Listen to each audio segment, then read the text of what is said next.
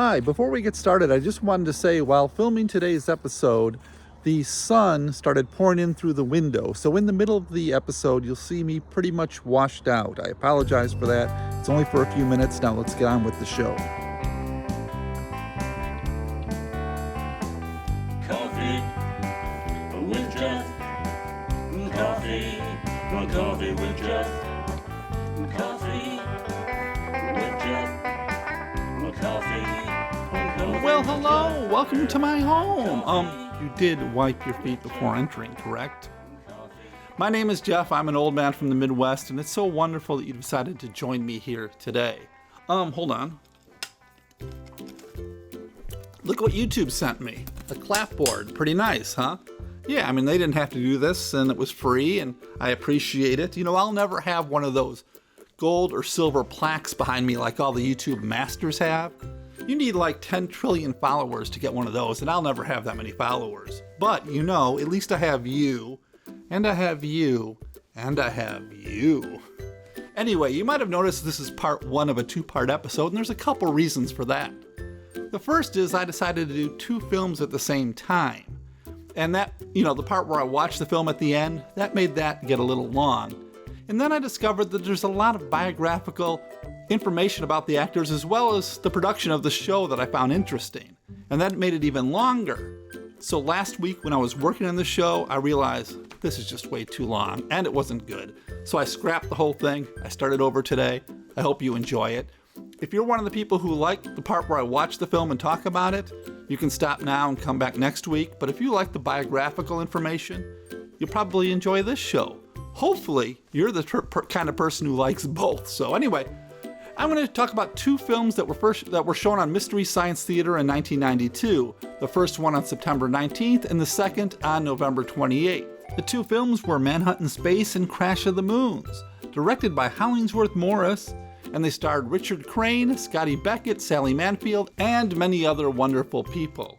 Now, while I'm talking about a film that was first shown on Mystery Science Theater 3000, I'm more talking about the film itself, and I'm not really talking about the Mystery Science Theater 3000 episode. You can find the episodes online, watch it yourself, whatever. Now, because there's so much to talk about today, I'm going to skip that whole part I usually do, where I recap the host segments from the show, because there's two shows, and that would be very long. So I hope you don't mind me doing that. So what we have here is an edited episode of a 1950s TV show called Rocky Jones Space Ranger. The science fiction adventure was aired in syndication from February to November in 1954. If we go back to 1954, it might have looked something like this.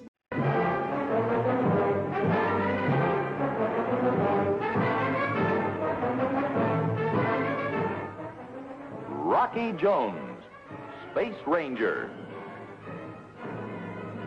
Starring Richard Crane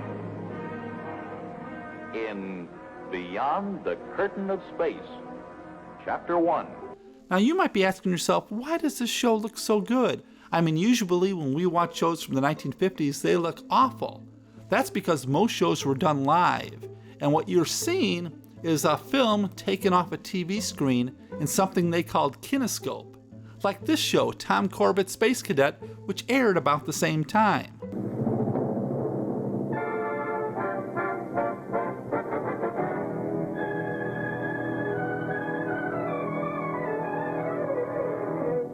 Today, the famous Kraft TV cameraman focuses on outer space for another exciting adventure in the world beyond tomorrow. Now, Rocky Jones Space Ranger was done on film, and this allowed for editing and special effects and location shooting, all those things that weren't available to shows that were shot live. They were shot in 3 30-minute arc stories, which made them easy to re-edit into films later. In fact, that was the plan all along, as this article from 1953 points out. Roland Reed's Rocky Jones Space Ranger telefilm series will tell a complete story in 3 chapters. Reason? So the 3 films can be spliced together for theater showings. There were like 10 or 12 of these Rocky Jones films edited from the TV show, so I'm guessing we should be glad that Mystery Science Theater 3000 only showed 2 of them, correct? Anyway, it all began in 1949. A science fiction show on that new medium called television began on the Dumont television network called Captain Video and his Video Rangers. From what I've read, the show was done live in front of a camera, inexpensively, with sometimes incoherent scripts, at least in the early shows. I mean, no attempt was made to hide wires or to convince kids that the prop they were looking at wasn't an old Christmas ornament or anything like that. Still, the show was very successful. It was on for 6 years with over 1,500 episodes, and quickly there were many imitators. Now, according to a Writer's Digest article from 1954, Rocky Jones was based on an unpublished story by writer Michael Resner. His character was named Rocket Jones. It was purchased by a fellow named Jack Danoff, the president of Roy Rogers Enterprises, who was convinced that this character was going to be the next big thing among kids. He formed Space Rangers Enterprise and began to promote the character long before there was a TV show. The boss is Jack L. Danoff, the fellow who put all those Roy Rogers costume suits on kids. Danoff believes that space opera is fast replacing horse operas in children's fancy. There are reports of a Los Angeles department store that spacesuits now outsell cowboy suits 3-to-1 accents that belief. Danoff discloses the big business aspects of the child merchandise tie-ups. Roy Rogers grossed $1 million a year, he commented, adding that $700,000 of it came from merchandising tie-ups. The show was in the planning stages for about 3 years by Roland D. Reed, an American film editor, producer, and director. He worked his way up through the system, making everything from industrial films, commercials, to religious films. By this time, he had started Roland Reed Productions, Inc. I guess his biggest success, besides this, was a TV series called My Little Margie starring Gail Storm. That was on for 126 episodes between 1952 and 1955. His production company would shut down in 1956. It was a really good idea to have a show with solid scripts shot on film to allow for special effects and, more important, location shooting. It would be far beyond what was being done on Captain Video. Now, the pilot was shot almost 2 years before the show went into series. Part of it is available online. While the pilot had most of the same cast, there was one big change. The part of Vina Ray was played by Crystal Reeves. I know what you're going to say, Rocky. With an acceleration of G4.6, the shock will cause us to black out. Don't worry. The Professor Bobby and I are up to it. We'll be the best crew you ever had. Thank you, Vina. I think Reeves might have been better if the character was going to be more of a serious crew member, but the star of the show was Rocky Jones. One can see why she was replaced for the series by the cute blonde Sally Mansfield. Now, all 39 episodes were directed by Hollingsworth Morris. Hollingsworth lived from 1910 to 1988. He was an American television director who directed episodes of a wide variety of U.S. television series from 1950s through the 1980s.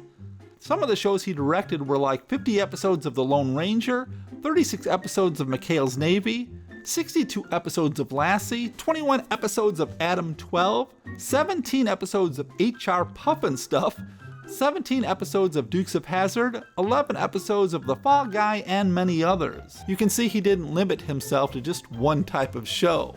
There's no use fighting proven fact, says Holly Morris, who directed the Space Ranger series. In Western pictures, the major part of the audience, the kids, want to see the hero pat the girl and kiss the horse. So, in Rocky Jones' Space Ranger, Dick Crane gives his rocket ship, the Orbit Jet, infinite care, but is oblivious to the undeniable physical charms of a crew member, Sally Mansfield. Before the show began, it was already being heavily merchandised with wristwatches, wallets, complete with space dollars, badges, buttons, records, clothing, and all sorts of crap. You weren't the first to do this, George Lucas. There was even a Rocky Jones Space Ranger comic book, which apparently did very well. Now, the hero ship was called the Orbit Jet XV-2, and that ship toured the country so all the kids could see it. And you know, I have my doubts of that being the real ship that was used on the show, but hey, that's just me. Now, the show was canceled after 39 episodes for various reasons. The first might have been Scotty Beckett, who played Winky. Now, I did a whole documentary on Mr. Beckett a few years ago, and it's still available on YouTube if you want to see it, but let's just say that Mr. Beckett had a very troubled life, and we'll get into more of that when we talk about the characters. But the biggest reason may have been that this was a syndicated show rather than a network show. and the extensive costs of producing each episode with all the special effects and stuff made the series unprofitable. But if you're interested, all 39 episodes are available online, or at least they were the last I looked, so. But considering the budget and all, this show was done fairly well. The acting is okay, if you can deal with a smart-ass precocious kid, in comparison to what was in theaters at the time in the early 1950s. The special effects were decent, I guess. But now, why don't we look at our cast? Richard Crane plays Rocky Jones, the brave, strong, handsome, and highly moral hero. Richard lived from 1918 to 1969. His first film was Susan and God from 1940, in which he played the character of Bob. Hey, at least that character had a name in the credits, because for most of his career he played uncredited parts, only occasionally getting his name in the credits. Now, he had been acting for 14 years before Rocky Jones, and he always seemed to be on the threshold of becoming a star, but that just never happened. From 1949 to 1950, he played Lieutenant Cummings in Mysteries of Chinatown, a crime drama television series broadcast on ABC before landing this role. But Richard had a strange 7-year deal with the producers. Richard Crane, star of Rocky Jones Space Ranger, TV film series now in production at Hal Road Studios, will be a millionaire in several years. In exchange, he agreed to give up his real identity completely and spend all of his off-season time touring the country doing non-profit work for children's charities. In fact, says his boss, Crane will even sleep in his Space Ranger pajamas. But let's face it, if I was going to be a star, I would have made it by now, says the handsome Crane. I had to ask myself a lot of questions first, but I took this loss of identity deal because I feel at least that will make me a star among kids. He worked consistently in TV and films after Rocky Jones, up through 1968, but sadly he died of a heart attack at the age of 50 in 1969. Now, Sally Mansfield plays Vina Ray. The beautiful blonde who serves as Rocky Jones' navigator was born Marie Mauder and lived from 1923 to 2001. When Sally originally signed with Paramount, they were hoping she'd be a threat to Marilyn Monroe, but that never happened. In fact, before this show, she had only done a small amount of TV work. Rocky Jones was what really started her career. Actually, it wasn't much of a career, with only small parts in films or appearing on a few TV shows. After this, she did become a regular on the Gunsmoke radio series, but her acting career was basically over by 1964. But she had high hopes for this show. And with Sally Mansfield getting a percentage for playing the leading lady in Rocky Jones Space Ranger, the little girl from Chicago reckoned she'll have her own home in Bel Air and a Cadillac by 1958. Right now, she rides a bus to work from her apartment. I don't know if she ever got that Bel Air home or the Cadillac, but the contract she signed had a strange condition. To get the role opposite Dick Crane in the TV's Rocky Jones Space Ranger, blonde Sally Mansfield had to promise she would not marry within 2 years, and even then the man had to be approved by the producers and sponsors. Now, from the way she was constantly photographed before Rocky Jones, it would appear that she didn't mind looking sexy. But of course, Rocky Jones was a show for kids. I have to play the wholesome all-American girl because we have so many children tuned in, Sally said. You know, no wiggles, no sexy walk, no romance. A 5'2" blonde with wide brown eyes and saucy nose, Sally isn't sure she favors hiding what Mother Nature intended to be seen. I'd like to be a little more sexy, she said wistfully. After all, we do have some adults watching the show, and kids these days aren't as naive as they used to be. But I don't think I'd like to go all out for the sex business. It wouldn't work at all. I'd much rather be doing this role than a sexy glamour girl in a typical movie role. Heck, any girl can get into a bathing suit and wiggle. There's nothing to that, the actress said seriously. And you know, in the show, she's supposed to be the navigator, but as far as I can tell, she never does much navigating. She does bring Rocky Jones dinner, however.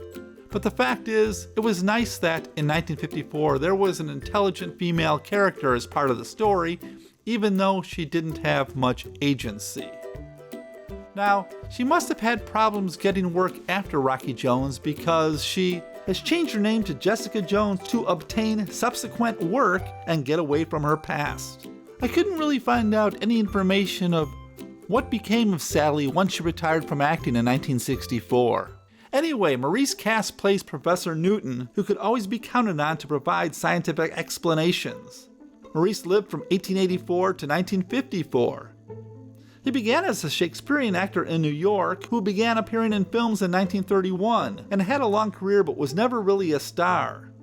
He mostly played in uncredited parts, often as the absent-minded professor or the eccentric scientist type.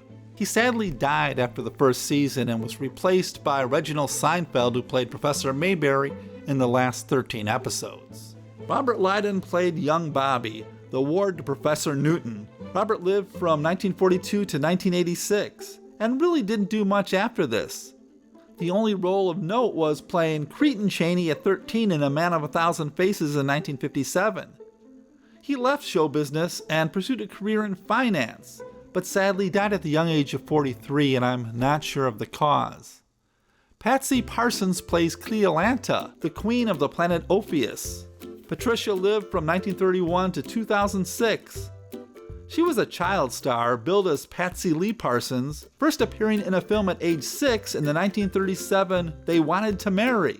About the biggest thing she did before this was playing Josie Cohen at age 12 in Yankee Doodle Dandy. Now, she was one of those child stars who never made the transition to adult roles, and pretty much retired after Rocky Jones. Harry Lauder plays Atlantisan. First of all, what kind of a name is Atlantisan?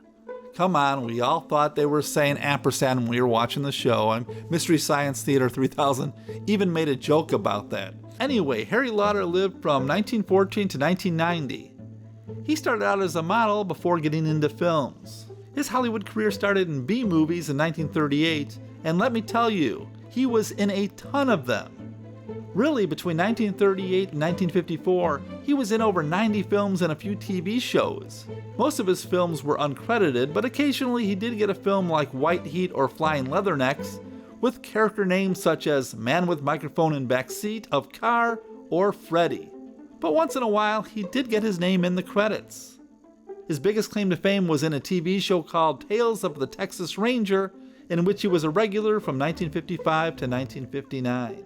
He had a remarkable career, actually, as he kept on working till 1979 with over 339 credits on IMDb. John Banner plays Bavaro. He was born Johann Banner in Austria-Hungary and lived from 1910 to 1973.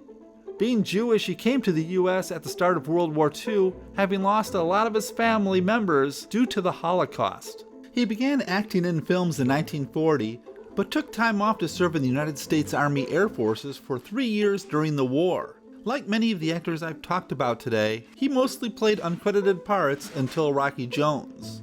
Now, most of the people of my age will know him as Sergeant Schultz from the situation comedy Hogan's Heroes from 1965 to 1971.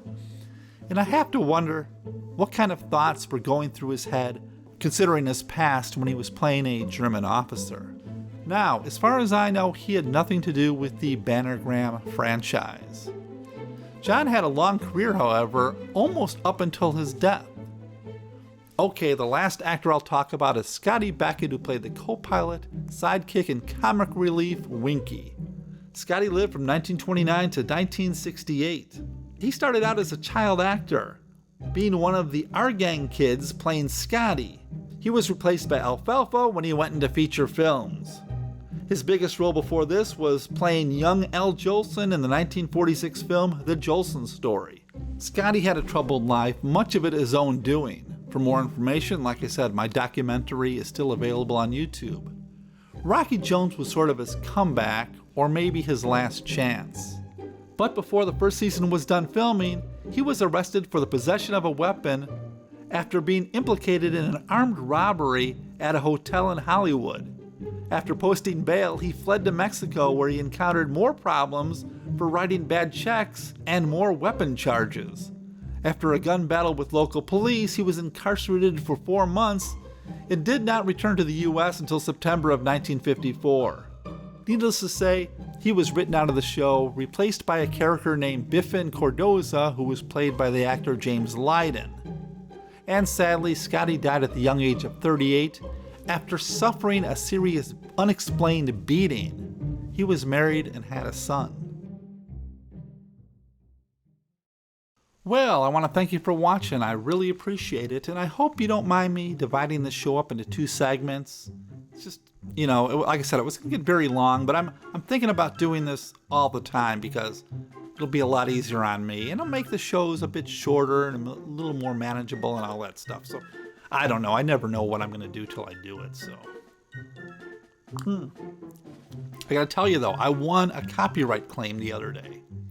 Years ago, I did a documentary about Rondo Hatton, and I got a copyright violation notice from Shout Factory saying that I used bits from a Mystery Science Theater 3000 episode, which I didn't. I used clips from the same film that they showed for one of their episodes, but there was no bit of Mystery Science Theater 3000 in my show. So anyway, I filed a claim and I won, and so now I still get to monetize my Rondo Hatton documentary, which is nice. Okay, so I'm rambling now. I'll be back next week and we're going to watch the film together.